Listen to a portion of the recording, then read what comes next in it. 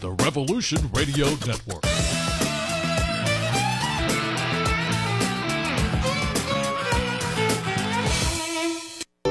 Live in beautiful downtown Boston, this is the Jeff Santos Show. 34 minutes past the hour. It is indeed the Jeff Santos Show that you're tuned into. We are broadcasting live, 772-925-8206. And you can talk to our next guest. He, of course, as you hear in the background, is a great musician, great journalist, Daily Kos, Capitol Hill Times, and the Jeff Santos Show. Our good friend, the man who wrote Trump and Get Trumped, Mr. Mark Taylor-Canfield, joins us on the line from Seattle, WA. How you doing, Mark? Hey, bonjour, mon ami, Jeff. How are you? Bonjour, how are you? Well, just to let everybody know what I've been up to, I'm still doing my show at YouTube, the MTC Report. That's my attempt at independent journalism. But I don't really have much time to spend promoting it because I'm so involved in other music and journalism projects. So, any help getting the word out by folks is greatly appreciated there. I've also been in the studio. I stayed up all night recording some new rock tracks. It's actually a song about being a journalist. So I'll have some new songs to release soon. And a shout out to my friends Dane Garfield Wilson and Michael Manahan, both longtime well-known DJs in Seattle, and their new club that they are now co-owners of called Nightjar down at Pioneer Square in Seattle. And they had a big kickoff celebration this weekend, and it was a lot of fun with some of Seattle's coolest folks participating, including my personal favorite, DJ Riz Rollins from KEXP, our great music station here in Seattle. And I know he's one of the nicest people you will ever meet, by the way. So if you ever get a chance to meet him, Jeff, he's great. They've been working really hard for over a year, I know, trying to get this club open. So a shout-out also, I got to remember this, to the Seattle Star and editor Omar Wiley and the great journalists and folks at the Seattle Star for their good work on promoting independent journalism. And I've been writing articles and film reviews for them, so as well as the Capitol Hill Times. But they're doing a great job of reviving a newspaper that existed in Seattle up until the late 1940s called the Seattle Star, which was one of our major newspapers. So they're doing a great job. And congratulations to you, Jeff, for receiving the endorsement of the Bernie Crowd organization, Our Revolution. Yes, And very excited about that. it. Thank you. You deserve it, my man. As a true progressive, I know you are. And I only wish that I could vote for you because you'd make a great Seattle council member. But I've been reading about the city council in Cambridge and the proportional representation voting, and that's very interesting. It's a very progressive, forward-thinking election system there, and I know it's been held up as a model for other cities around the country. So, best of luck and congratulations on your endorsement by Our Revolution, which is an amazing group. Amazing group.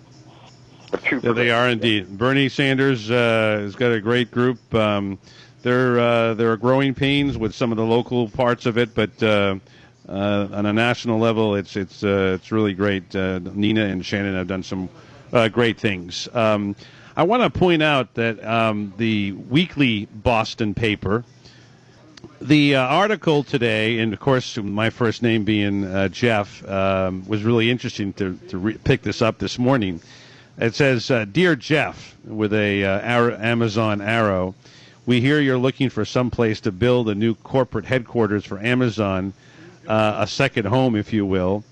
And we challenge you as the founder and chief executive of Amazon to also think big and redefine how a corporation can help shape a city." Now, of course, the Boston Globe is owned by John Henry, the owner of the Boston Red Sox. I wonder what you would ask if you were running the Boston Globe, Mark. You're a journalist. What would be your angle here for the people of Boston and Massachusetts to put pressure on Jeff Bezos and of course Amazon? Well, it's the same question, Jeff, that I have for our two candidates for mayor here in Seattle right now, two women former U.S. Attorney Jenny Durkin and urban planner Carrie Moon, and that is, how do you plan to keep Boston or Cambridge or whatever other city you choose to move to, how do you propose to keep it from becoming like Seattle, where real estate prices have gone through the roof, over gentrification and over development is at unprecedented levels. There are cranes covering the skyline in Seattle. That's, I think, the official city bird now is a construction crane, haha. But it's incredible. I mean, there are like 80 cranes working in the Seattle area right now, and the entire neighborhood has been demolished, and largely due to companies like Amazon who have moved in, bought up all of the available real estate, crowded everybody else out of the market, and created a huge real estate crisis for people who can't afford to live in Seattle anymore. So how are you, Jeff Bezos, going to keep that from happening in whatever community you decide to move your new headquarters to? Are you going to take over the entire part of the downtown area like you have in Seattle? Are you going to monopolize the real estate market? Are you going to be held responsible and accountable for the displacement of people who live in that community who can no longer afford to live there? And are you going to come up with some kind of money to help alleviate those issues? Like, are you going to contribute to affordable housing programs? Are you going to set up some free job training programs for the homeless? How are you going to deal with the fact that your business, well, it can cause huge economic displacement and economic refugees within these communities? How are you going to, what are you going to do?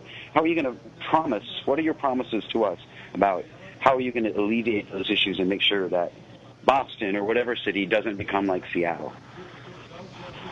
Yeah, I think that's a great way to look at it. And, of course, you guys have seen it. And the prices here are already high. The overdevelopment is already here. We have issues that we're going to have to challenge. And somebody who's running for city council, working with MIT and making sure that the leverage that city government has to be able to build more rent-to-own, to be able to sort of have green space and all these things, that if these big companies, whether it's an MIT or in this case Amazon, you're going to have to basically say, if you want to come into our city, these are the things you need to do. I think the time, Mark, and I was having this discussion earlier with our good friend Robert Craig, but in another way, we have seen over the last 30 years, probably going back even further, city after city, state after state, compete and give away the store to bring in big corporations, whether we're talking Mercedes-Benz or Nissan or Ford or whatever the case may be, in this case Amazon. And when you get rid of, your values, when you get rid of, the idea of what community means, then the corporation controls everything. And you just give away the store. And unfortunately, seemingly, that's what's happened to Seattle and Seattle neighborhoods if they're knocking down homes left and right. Yeah, it's all about corporate responsibility, and are you going to be a responsible partner in the community? And I know, Mayor Murray talked a lot about that, and there's been a move towards demanding corporate responsibility. Seattle did divest a lot of money, billions, from Wells Fargo because of some of these issues, not necessarily because of what Wells Fargo has done in our community, but partly because of its support for some of the operations at Standing Rock and places like that. So, it's on the minds of people in Seattle. And like I said, we have this mayor's election going on, so some of these issues have come up at the forums. But I have to say, I still think that there needs to be more of a discussion of it in Seattle. I think it's only recently that some of the corporations and some of the billionaires in town have decided to take some responsibility and publicly, give some money to some of these kinds of programs. But yeah, well, there's no doubt. Well, hold that thought, Mark. We're going to take a quick break. We're going to come back and continue our conversation with Mark Taylor-Canfield. It's the Jeff Santos Show, live from the Midwest Grill in Cambridge, Massachusetts. Defends President Trump's immigrant travel ban before a Senate panel yesterday. I have never had a meeting with any Russian officials to discuss any kind of coordinating campaign efforts. Meantime, Sessions defended President Trump's firing of FBI Director James Comey. USA Radio News. Richard Spencer later today. In other states have led to protests, counter-protests, violence, and other incidents. Scott's office issues a statement saying everyone has the right to voice opinions, but public safety is the top priority, and there will be zero tolerance for violence. The Puerto Rico governor will be visiting the White House today. White House Press Chief Sarah Huckabee Sanders. To talk about how best the federal government can help aid state and local governments and help in the rebuilding and recovery efforts. Some local officials in Puerto Rico have been harshly critical of the government's response to the damage from Hurricane Maria. You can find us online anytime. We're at usaradio.com. Welcome back. It's the Jeff Santos Show, live from the Midwest Grill in Cambridge, Massachusetts. Talking with our good friend Mark Taylor-Canfield. In Seattle, WA, where, of course, Amazon is located, and that is a big issue in the Boston area, whether the leaders of Amazon, what that means. And they're debating that, of course, in Seattle, where there's a mayor's race going on. And, of course, Mark Taylor-Canfield has some thoughts on that, as a journalist would. Well, Mark, you got these two people. They both seem to be interested in discussing issues of the day. They both are progressives, I guess one more so than the other. But tell me what you're hearing from them. And is it just campaign year promises, or do you think that with the change from the Sanders election and landslide win over Hillary Clinton last year, that there's this movement for a true progressive in Seattle's top spot? Well, according to the latest polls, they're tied. But it's been a progressive crowd that started in the primaries. It was a huge group of like 21 different people running for office, and most of them were progressives or independents or socialists or Green Party members or Democrats, okay? And so, including, we talked about it before, State Senator Bob Hasagawa, who's been a big proponent of a Washington State bank, and Nikita Oliver, who was very popular and was the choice of most progressives, local poet and author. And it would have been, let's face it, it would have been wonderful to have an African-American woman as our mayor. But we will have a female mayor for the first time in about 100 years, since 1926, actually, when Bertha Knight Landis became mayor of Seattle. And she was a big reformer and fired the chief of police, who was reported at the time to have been involved in some corruption, including potential bootlegging and things like that. That was during Prohibition. But now we have Jenny Durkin, who's a former U.S. attorney, who is running against an urban planner named Carrie Moon. And I would say that this is a typical Bernie-crat versus traditional Democrat kind of campaign and election, the way that I'm seeing it, because although Durkin is considered a progressive, I mean, she is a daughter of Martin Durkin, who's a former member of the Washington State Senate. And, she is part of a very established family. She's also a lesbian, by the way. Interesting. And yeah. Her and her partner live in Seattle. She was the first openly gay U.S. attorney.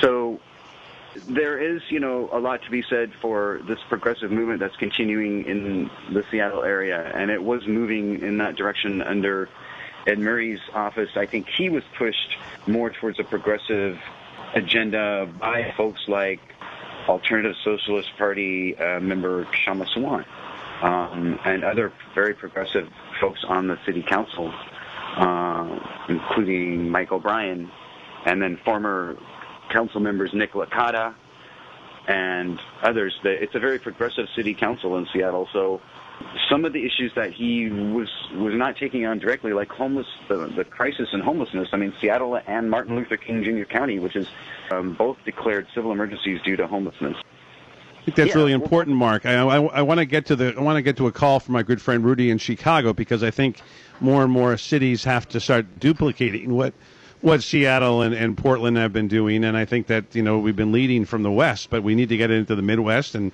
to a certain extent here in the East Coast. I mean, we have We have in Cambridge an African-American woman who also is lesbian, and I think it's important to be able to have those progressive firsts. But I also think it's important to have folks that are reaching out to white, black, brown folks that that are getting left behind. Rudy, you're next with Mark Taylor-Canfield. What is Chicago doing to improve their city? Well, not much, right? It'd take a couple hours to talk about that, but there are some things that look pretty good. The atmosphere is a little bit better. I think we got a more independent city council that was able to put this mayor, this more Republican-type mayor in his place, so I think that's one good thing. But, you want to talk about candidates. It's not hard, rather, to figure out what the business community has been up to. We're going to use all our power to knock out the FDR society and take control of everything, and they get nothing. And it's not just that it's wrong. I think it's more not that they need the money, but these people are vindictive. They enjoy seeing homeless people and people without food and so on. I think there's a lot of mean-spiritedness here from Trump on down. Mark, to Rudy's point, are the Seattle progressives able to communicate a message to maybe those who are less involved in politics or maybe more culturally conservative? Are they bringing over people? I mean, we got a situation here where I think it could be really a big shot in the arm to Massachusetts, our revolution and Bernie supporters. Paul Feeney, who was the campaign manager, a labor guy, IBW here, 2222, is running, for a state senate in a more middle-of-the-road conservative district in Massachusetts, for Massachusetts being conservative. And I'm just wondering, are they able to communicate the message out there in Seattle, as Rudy is talking about? Do they have the personality? Do they have the understanding of how to reach across, to people who may not necessarily agree with them, but bring them over to a more progressive viewpoint? Well, a couple things. First of all, Rudy, Boeing moved its corporate headquarters from Seattle to Chicago, so that was part of the issue we talked about before. Was they got a sweeter tax incentive to go to Chicago. Number two, Bertha Knight Landis was originally from Massachusetts. Also, yes, we have Carrie Moon, who's running for mayor in Seattle, and she has been endorsed by Our Revolution Washington State and also Democracy for America.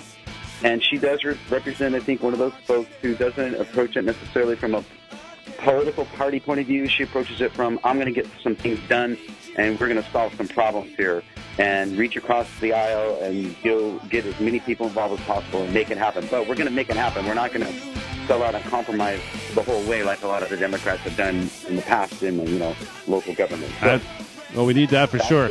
Rudy, thank you for the call. Rudy, Mark, thank you, my friend. We'll talk to you in a couple of weeks. Rudy, stay with us. We're coming right back.